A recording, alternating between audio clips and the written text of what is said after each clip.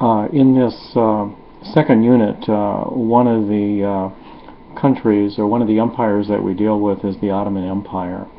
The Ottoman Empire was the dominant state within the Middle East from approximately 1500 until its demise during World War I. So you could say that it was around and the dominant power from approximately 1500 up to its demise in 1919 at the end of World War I. And when I say that it was the dominant empire, one of the things we should recognize is that it controlled really all of the Middle East with the exception of Iran. So we're talking about the modern day countries of Turkey, Syria, Palestine, Jordan, Egypt.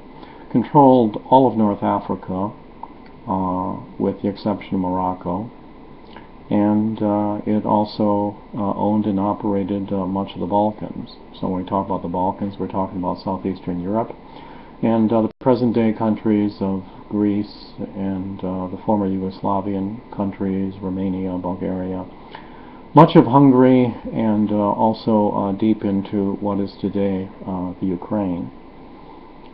This Ottoman Empire comes out of what might be referred to as the Turkish experience. The Turks come into Middle Eastern history basically as slave soldiers in the 10th and 11th centuries. Eventually they convert to Islam and become, let's say, its enthusiastic devotees. They were a warrior people, and so they took very easily to jihad.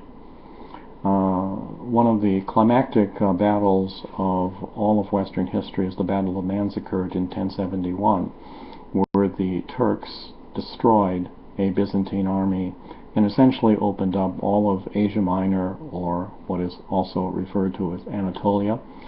You know, this Texas-size peninsula that is an extension of Asia. It is today, of course, the modern-day country of Turkey. And from that time on, they made on-again, off-again jihadist war against the Byzantine Empire. And there were multiple peoples, multiple tribes within what might be generally referred to as the Turkish nation. And ultimately, the most important of these Turks are the Osmanli, or as the West comes to know them, the Ottoman Turks. And the most significant early sultan amongst the Ottoman Turks was Mehmet II, who ruled approximately from the 1440s up until his death in the early 1480s. And he was the one who conquered the city of Constantinople, which we today know as Istanbul. And his successors were to move into the Balkans. Actually, they had begun moving into the Balkans earlier than the time of Mehmet II, but they continuously expand into the Balkans thereafter. On the very year that Mehmet II died, approximately, I think it's 1483, he began the invasion of Italy. So he intended, obviously, to conquer as much of the Western Christian world as he possibly could. It was his death, really, which probably spared Italy, who knows, conquest.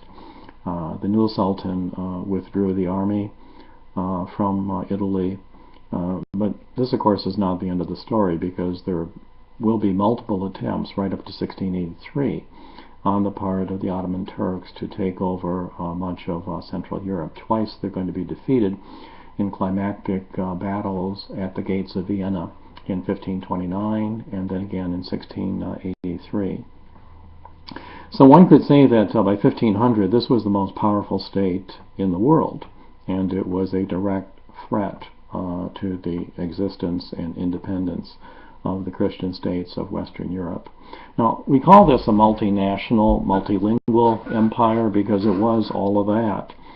The Muslims were not in the majority. When we talk about the Muslims, we're talking about a minority of Turkic peoples, a large number of Arabs, maybe as many as 20% of them were still Christian at this time.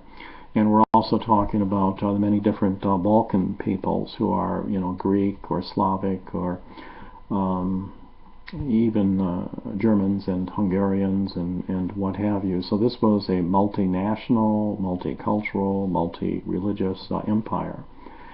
And to some degree you could say that the different religious groups within Christianity, primarily Orthodox of one kind or another, and Jews, were tolerated by the Ottoman government. In fact, they were allowed largely to govern themselves through their own religious leaders. This is a system which is discussed in your textbook known as the Niyet system. And so it basically granted people who were Christian or Jewish a high degree of autonomy.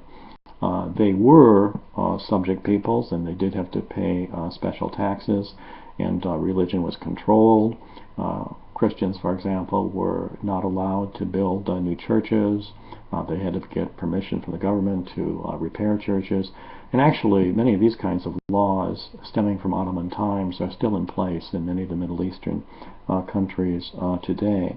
So even though it was, this huge multinational, multilingual, multi-religious empire, and it was the most powerful state in 1500, gradually during the course of the 16th and into the 17th centuries, you find that it could not really keep pace with the kinds of dramatic changes which were taking place in Western Europe, principally in northern Italy, in central Germany, in northern France, in England, and in Holland.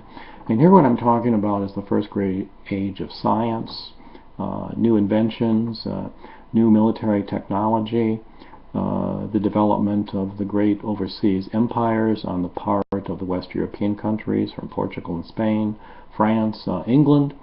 And so you can say that there's a power change that takes place because the Ottoman Turks are relying upon really old technology, and by the late 17th century they are continuously defeated on land and sea by Russia, by Austria, by Spain, and this causes, considerable thinking on the part of the Ottoman Turks, because they're wondering, why is it that suddenly we're becoming what the Europeans will eventually call us, that is the sick man of Europe. And they begin to engage in borrowing from the Western world. Really, this does not begin to take place until about the time of the French Revolution in 1789, and all throughout much of the 19th century. Historians refer to this as defensive modernization. That is, you see this in Russia under Peter the Great, you see this in Japan in the 19th century, and you see it in the Ottoman Empire in the 19th century as well. And defensive modernization means borrowing from the West to make your country strong so that it can resist the tide of Western imperialism. And so one of the things that your textbook goes in is the attempt on the part of the Ottoman Empire to bring about significant change.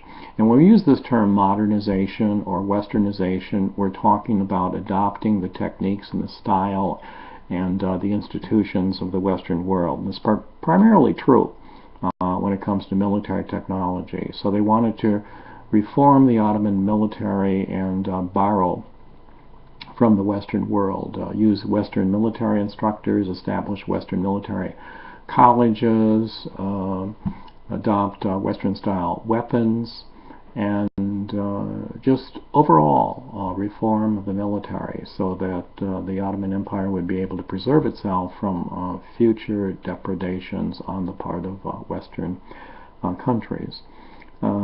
This becomes, reasonably successful. Turkey, that is the Ottoman Empire, was not in any way a cream puff, not in any way a walkover state. During the course of World War I, it becomes allied to Germany, And one of the reasons it becomes allied to Imperial Germany was because late in the 19th and early 20th centuries, you find that German military instructors become so tremendously important, and the Turks have such high praise, let's say, for German industrialization, German technology, German science, really German everything. And so they become almost like a satellite of the German Empire in the late 19th, early 20th century. And so within 5 to 6 months after war was declared universally amongst the great powers within Europe, in other words, the initiation of World War I, Turkey comes in on the side of Austria-Hungary and Germany. And obviously it tends to think that those two great empires are winners. Ultimately, obviously, they become losers, and so does the Ottoman Empire as well. And so the Ottoman Empire will be dissolved in the last stages of World War I, and then also by a variety of peace treaties that ensue after the armistice in November of 1918. Now, the last point I would like to make, because we probably look at this individual by himself in terms of a kind of mini lecture, and I really have to quit here because it's already going to 11 minutes. But this is the individual of Ataturk, and Ataturk will become the president of the Turkish Republic, which is the government and the country that replaces the Ottoman Empire. And I just want to say one last word, and that is that Ataturk is very much a Westerner and very much engages in this kind of defensive modernization. And he is probably the most important Turk in the history of the Turkish peoples. And we'll just have to leave it at that now.